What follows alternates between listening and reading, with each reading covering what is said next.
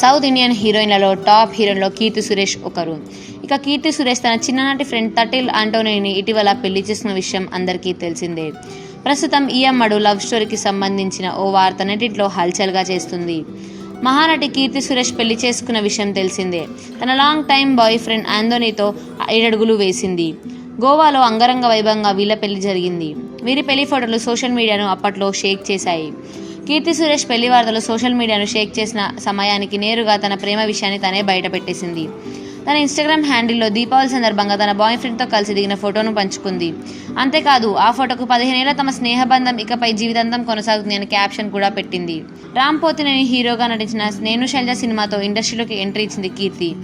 ఆ తర్వాత నేను లోకల్, మహానటి, సర్కారు వారి పాట, దసరా ఇలా మంచి మంచి హిట్లు కొట్టడంతో తెలుగులో స్టార్ హీరోయిన్గా మారిపోయింది. తమిళం, మలయాళంలో కూడా బ్యాక్ టు బ్యాక్ సినిమాలతో బిజీగా గడుపుతుంది. ఇక ఇప్పుడు హిందీలో బేబీ జాన్ సినిమాతో ఎంట్రీ ఇచ్చింది. కీర్తి సురేష్ తన ప్రేమ ఎలా స్టార్ట్ అయిందో ఆసక్తికర విషయాలను ఓ ఇంటర్వ్యూలో పంచుకుంది.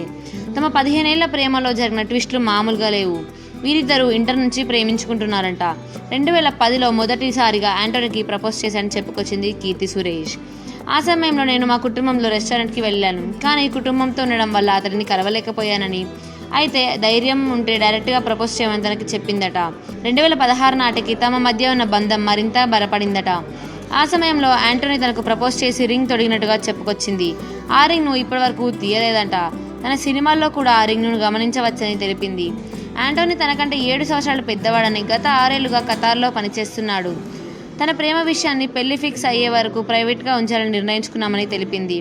తన స్నేహితురాలు సమంత, విజయ్, యాట్లీ, ప్రియదర్శన్, ఐశ్వర్య లక్ష్మి వంటి కొంతమంది మాత్రమే ప్రేమ గురించి తెలుసంట.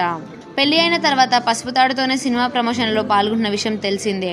ముహూర్తాలు లేకపోవడం వల్లే అలా తిరుగుతున్నానని, మంచి ముహూర్తం చూసి మంగళసూత్రాన్ని బంగారు గొలుసుగా మార్చుకుంటానని చెప్పుకొచ్చింది.